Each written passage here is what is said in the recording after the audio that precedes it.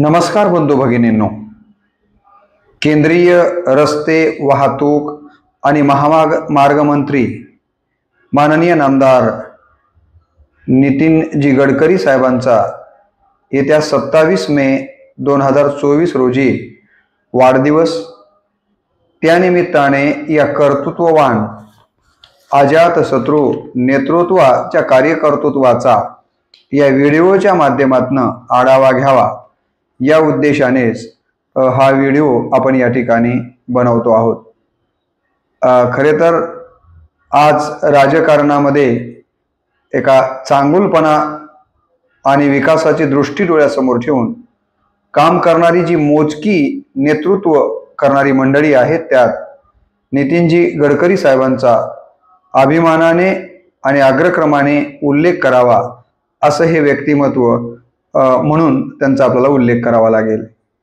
प्रयत्न, परिश्रम आणि अभ्यास यांचा संगम म्हणजे माननीय नामदार नितीनजी गडकरी साहेब होत।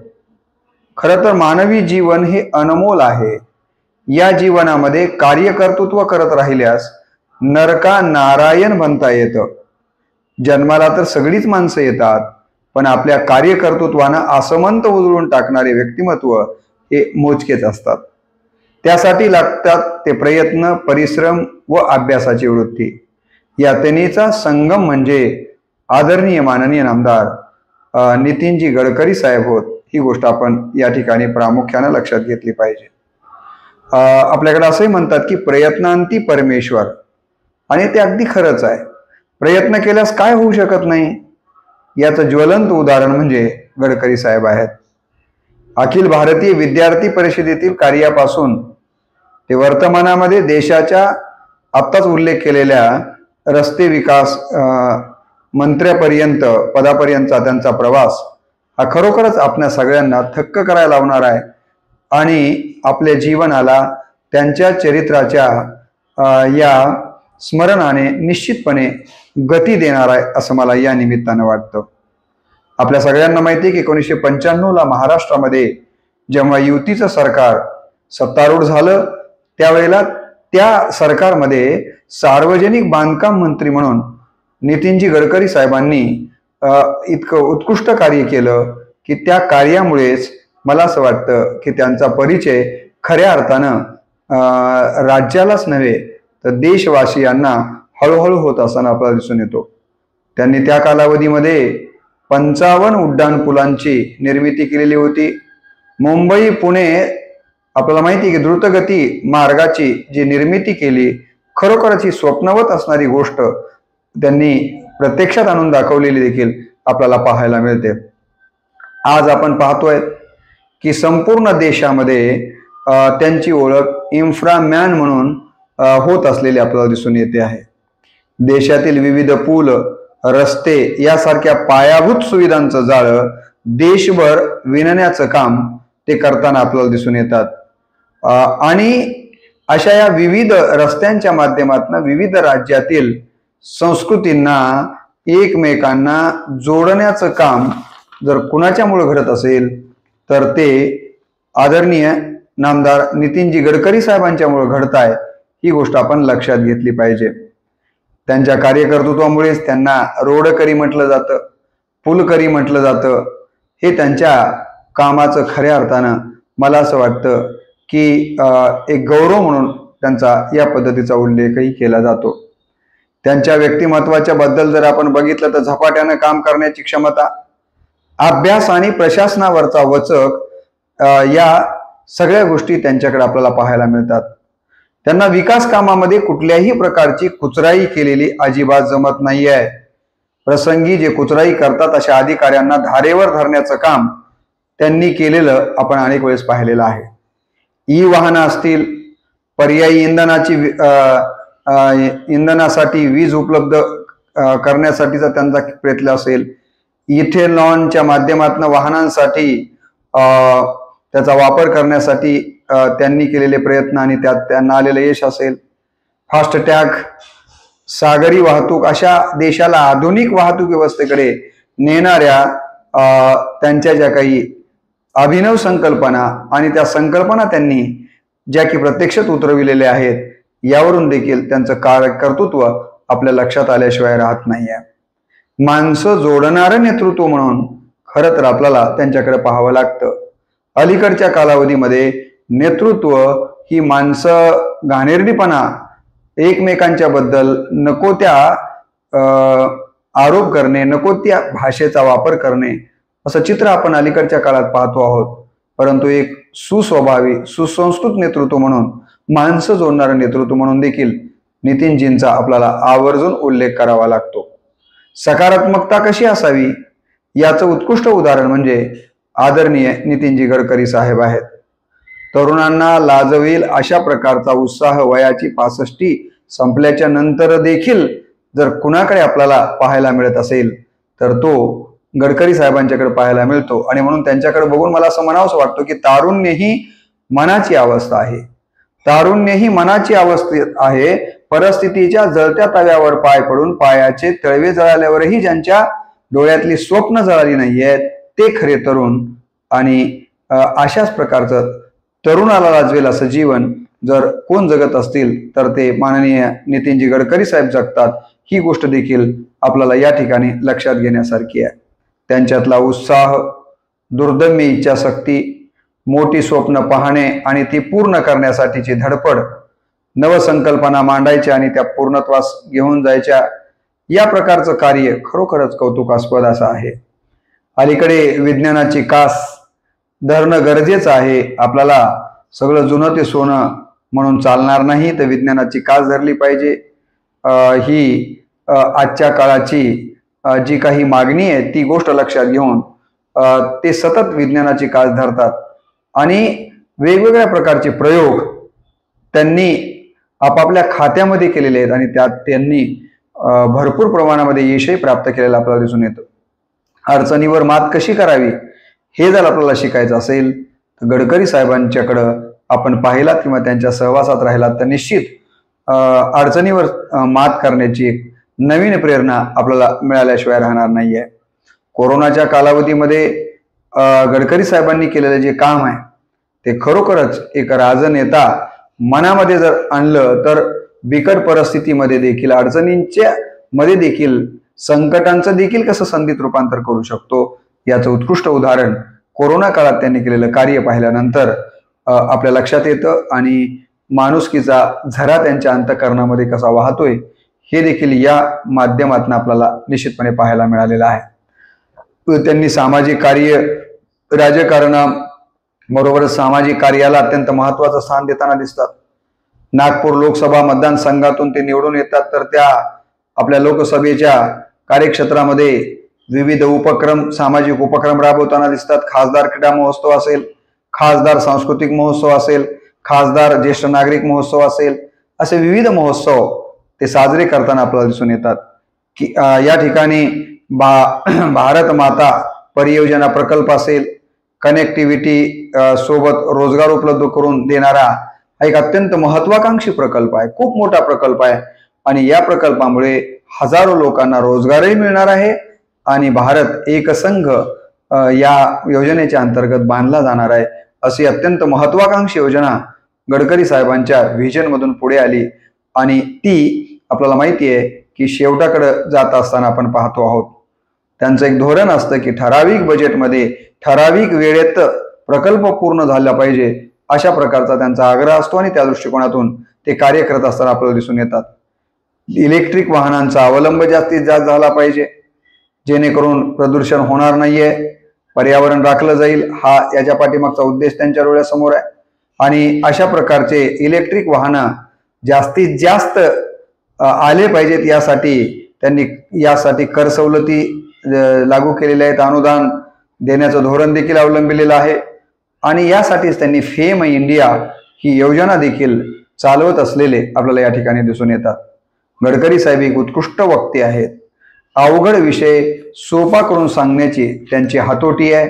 आपण पाहतो की अत्यंत किती जरी क्लिष्ट विषय असेल तर अत्यंत मिश्किलपणे चेहऱ्यावरती स्मित हास्य आणत तो विषय सगळ्यांच्या समोर मांडतात. जीवन तसं ते जगलेले असल्यामुळे त्यांचा प्रत्येक विषय हा प्रत्येकाच्या अंतःकरणाला भावतो आणि म्हणून आपण पाहतो की त्यांचे यूट्यूबवरची फेसबुकवरची भाषणं सर्वाधिक युवक आणि भारतीयच लोक पाहत असताना आपण पाहतो. यावरूनच गडकरी साहेबांच्या कार्यकर्तृत्वाचा मोठेपणा आपल्या लक्षात आल्याशिवाय राहत नाही आहे. त्यांचे वक्तृत्वातील जे काही मार्गदर्शन आहे ते खरोखरच तरुण पिढीला अत्यंत चांगल्या पद्धतीचं प्रोत्साहन देणारं, मार्ग दाखवणारं असं त्यांचं मार्गदर्शन असतं. हरित आणि पर्यावरणपूरक पायाभूत सुविधांना चालना देण्याचा त्यांचा मानस आहे आणि त्या दृष्टिकोनातूनच ते अलीकडं विविध योजना राबवत असताना आपल्याला दिसून येतात. त्यांच्या स्वभावात स्पष्टता आहे, धाडसी व आपल्या मतावर ठाम राहण्याची भूमिका त्यांच्याकडे आपल्याकडे दिसून येते. ते नेहमी म्हणतात की मतभेद जरूर असावेत, परंतु मनभेद असू नयेत. दुर्दैवानं अलीकडे समाज व्यवस्थेमध्ये मतभेदाचं रूपांतर मनभेदामध्ये मोठ्या प्रमाणावर होताना दिसतंय. परंतु गडकरी साहेबांच्या बाबतीत जर आपण बघितलं तर सर्वच पक्षातली माणसं गडकरी साहेबांचे मित्र आहेत आणि सर्वच पक्षातली माणसं त्यांच्या चांगुलपणाचं तोंड भरून कौतुक करतात. आणि म्हणूनच मला सुद्धा असं वाटलं की या नेतृत्वाच्या वाढदिवसाच्या निमित्तानं आपण काहीतरी त्यांच्याबद्दल मानलं गेलं पाहिजे. त्यांच्यावरती मागच्या वर्षी दैनिक तरुण भारतनं लोकोत्तर नावाचा विशेषांक काढला आणि त्या अनुषंगानं तो विशेषांक मला आमच्या मुखेड कंधार विधानसभा परिक्षेत्राचे विद्यमान आमदार डॉक्टर तुषारजी राठोड साहेबांनी वाचायला दिला. त्यांनी देखील साहेबांच्या वरती जो लेख लिहिला त्या लेखाचा आधार डोळ्यासमोर ठेवूनच हा व्हिडिओ मी आपल्यासमोर मांडण्याचा प्रयत्न करतो आहे. निर्णय, अभ्यास आणि विचार, ते जे निर्णय घेतात ना तर ते विचारपूर्वक असतात, अभ्यास करून घेतलेले निर्णय असतात आणि म्हणून घेतलेला निर्णय फिरवण्याची वेळ त्यांच्यावरती येताना आपल्याला दिसत नाहीये. निर्णय घेताना जाणकारांचा आणि सहकार्यांचा सल्ला ते जरूर घेतात. त्या क्षेत्रातला निर्णय घेताना असताना त्या क्षेत्रातल्या जाणकारांशी त्याच्या सल्लामसलत करतात, आपल्या सहकार्यांशी सल्लामसलत करतात. परंतु एवढंही नाही की एक निर्णय घेण्यासाठी कितीतरी दिवस लावायचे, त्याचं गुऱ्हाळ चालू ठेवायचं, असं मात्र त्यांचा स्वभाव नाही आहे. झटपट निर्णय घेण्याची क्षमता देखील त्यांच्याकडं आपल्याला निश्चितपणे दिसून येते. भारताचा मूलभूत सुविधाकार असं देखील अलीकडं त्यांच्याबद्दल गौरवोद्गारानं म्हटलं जाताना आपल्याला दिसतंय. एक गोष्ट लक्षात घेतली पाहिजे की देशाच्या विकास, देशरूपी शरीरातील रक्तवाहिन्या जर काय असतील तर ते रस्ते आहेत आणि देशरूपी या शरीराला खऱ्या अर्थानं जर सक्रिय ठेवायचं असेल तर हे रस्त्या रूपी रक्तवाहिन्या ह्या जास्तीत जास्त बिना ब्लॉकेज म्हणजे चांगले असणं गरजेचं आहे. आणि रस्तेच जर चांगले नसतील तर देशाचा विकास ठप्प होतो. असा दृष्टिकोन डोळ्यासमोर ठेवून रस्ते विकासाला सर्वाधिक महत्त्व देणारं हे नेतृत्व आणि त्यांचं कार्य आपण मागील 10 वर्षापासून या सरकारमध्ये, मोदी साहेबांच्या सरकारमध्ये पाहतोय आणि युती सरकारमध्ये 5 वर्षात देखील महाराष्ट्र राज्यानं त्याचा अनुभव निश्चितपणे घेतलेला आहे. द्रुतगती मार्गासारखा अत्यंत महत्त्वाचा मार्ग ज्यांनी अत्यंत अधिक द्रुतगतीने पूर्ण केलेला आपल्याला दिसून येतो. समृद्धी महामार्गासारखा महामार्ग देखील आज आपण पाहतोय की त्यांच्याच विजन मधून पुढे आलेला आपण पाहिलेला आहे. इथेनॉलचा इंधन आतमध्ये वापर वाढवणे, इलेक्ट्रिक वाहन उत्पादन, ग्रीन हायड्रोजन इंधन या पर्यावरणानुकूल नवतंत्रज्ञानाचा वापर अधिकाधिक होण्यासाठी गडकरी साहेब सतत प्रयत्नशील असलेले आपल्याला दिसून येतात आणि त्यांच्या नेहमीच्या वक्तव्यामध्ये याच प्रकारचे विचार ते मांडताना आपण पाहतोय. व्यापक आणि शोधक दृष्टी असणारं नेतृत्व म्हणून देखील गडकरी साहेबांचा आपल्याला उल्लेख करावा लागतो. पंढरपूर आणि आळंदीचा जो पालखी मार्ग आहे, या पालखी मार्गावरती अनेक वारकऱ्यांना पायामध्ये चप्पल न घालता श्रद्धेनं चालावं लागत होतं आणि अनेक प्रकारचा त्रास त्यांना सहन करावा लागत होता. संवेदनशील मन असणाऱ्या या नेत्याच्या ही गोष्ट लक्षात आली आणि आपल्याला माहिती आहे की हा पालखी मार्ग अत्यंत चांगल्या पद्धतीचा बनवून वारकऱ्यांचं जी काही अडचण होत होती, त्यांना जो त्रास होत होता तो सोडवण्याचं पुण्याचं कार्य गडकरी साहेबांनी केलेलं, ही गोष्ट आपण लक्षात घेतली पाहिजे.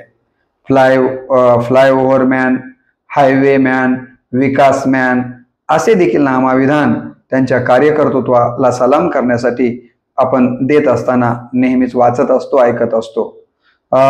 एक गोष्ट लक्षात घेतली पाहिजे की मी जे काम करतोय माझ्या खात्याचं, त्या कामाबद्दल तुम्हाला कोणाला तक्रारी आहेत का?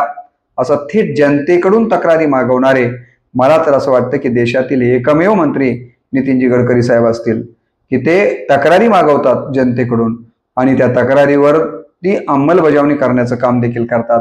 यातूनच आपली एक गोष्ट लक्षात येते की त्यांच्या कामामध्ये केवढी मोठी पारदर्शकता असल्याचं आपल्याला पाहायला मिळतं. टीकाकार जे काही समजा माणूस आहे, माणूस म्हणून काही जर चुका होत असतील आणि त्यांच्या चुकाबद्दल जर कोणी टीका करत असेल तर टीका करणाऱ्याबद्दलचा द्वेष ते आपल्या अंतःकरणामध्ये कधीच बाळगत नाही आहेत. तर टीका करणाऱ्यांबद्दल देखील त्यांच्या अंतःकरणामध्ये तेवढाच आदर आहे. उलट टीका करणाऱ्यांच्या बद्दल त्यांना असं वाटतं की आपल्याला चांगलं काम करण्यासाठीचं मार्गदर्शन करणारे हे आपल्याला खऱ्या अर्थानं प्रेरक व्यक्ती आहेत. या दृष्टीने कोणातून ते टीकाकाराकडे बघतात.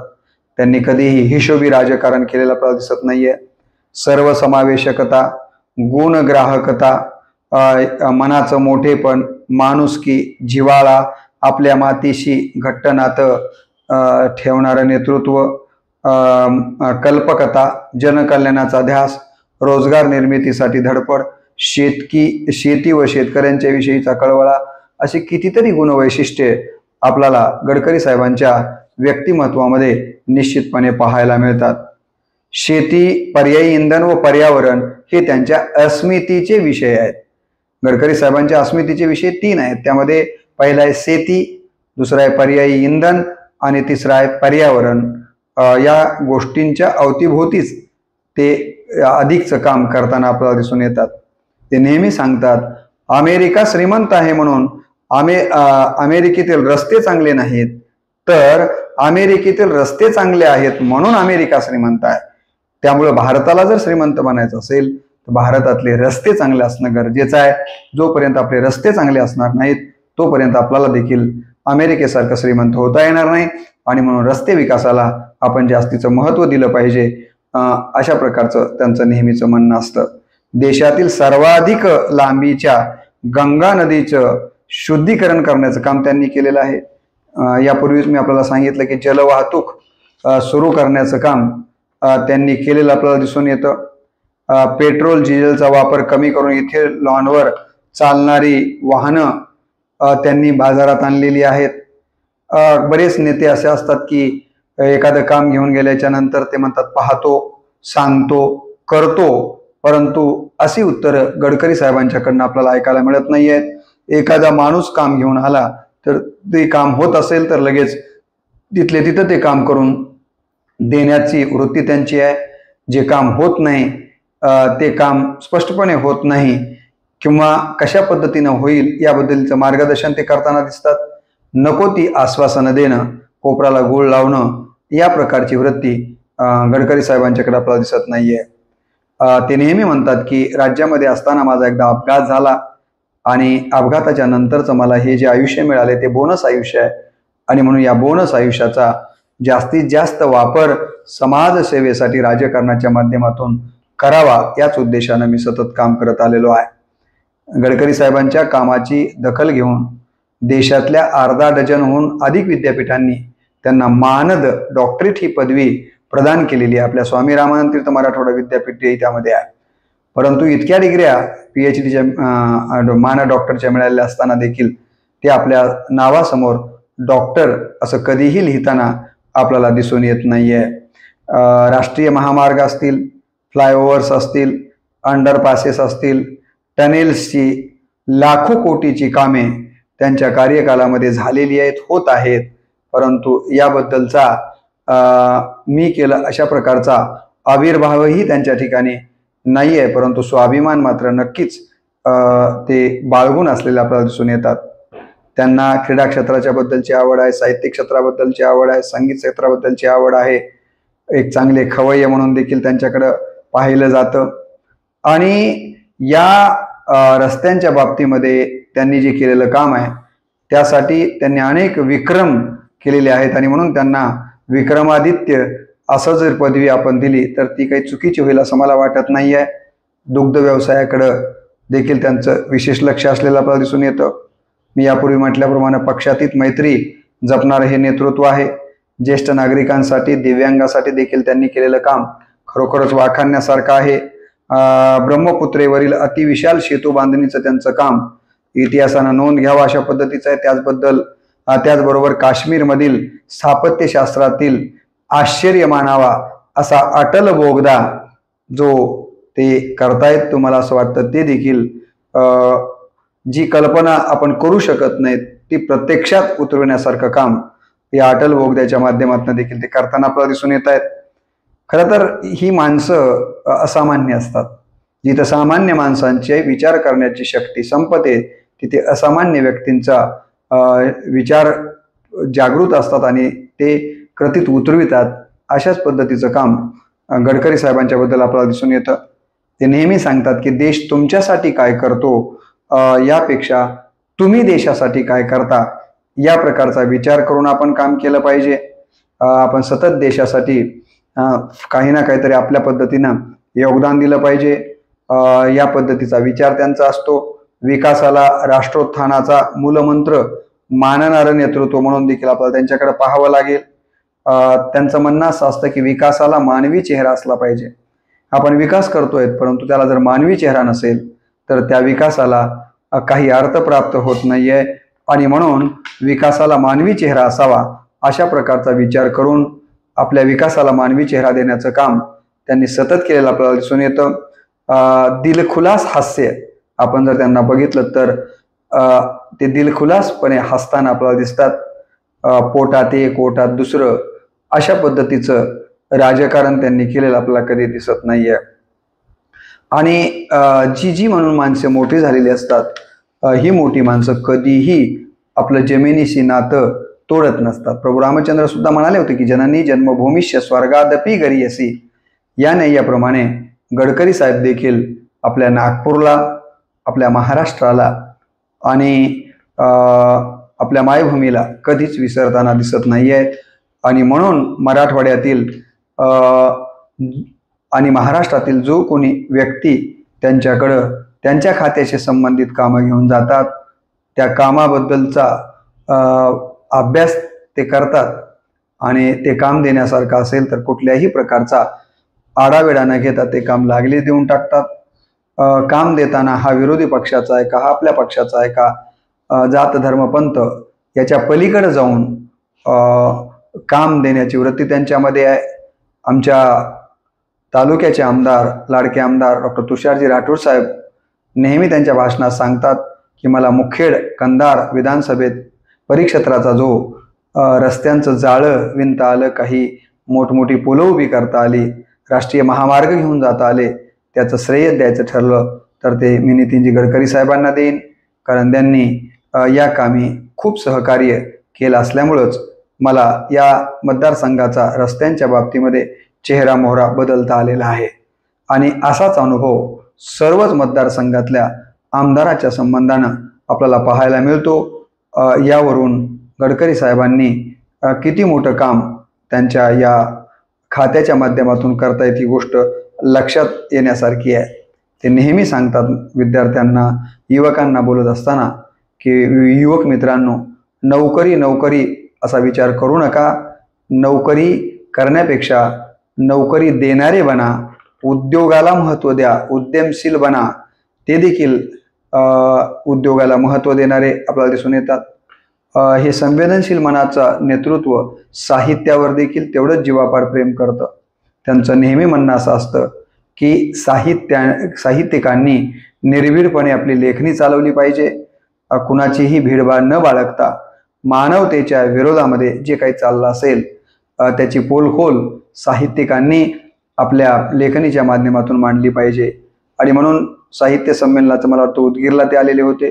साहित्य संमेलनाच्या अनेक निमंत्रणांचा ते स्वीकार करतात. साहित्याच्या व्यासपीठावरती जाऊन परखडपणे साहित्यिकांची भूमिका काय आहे आणि त्यांनी ती भूमिका कशा पद्धतीने पार पाडली पाहिजे हे अत्यंत अभ्यासानुरूप वक्तव्य ते देत आलेले आहेत. साहित्यावरती त्यांचा जीवापाड प्रेम असलेलं देखील आपल्याला पाहायला मिळतं.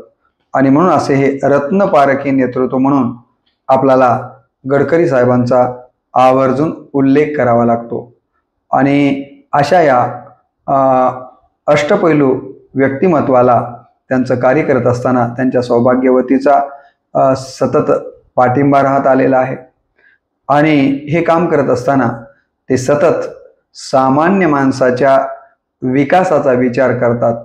शेतकरी या देशातला बळीराजा सुखी झाला पाहिजे, त्याला देखील चांगले दिवस आले पाहिजेत, यासाठी सतत त्यांच्या अंतःकरणामध्ये कळवळा किंवा तळमळ असलेला आपल्याला दिसून येते.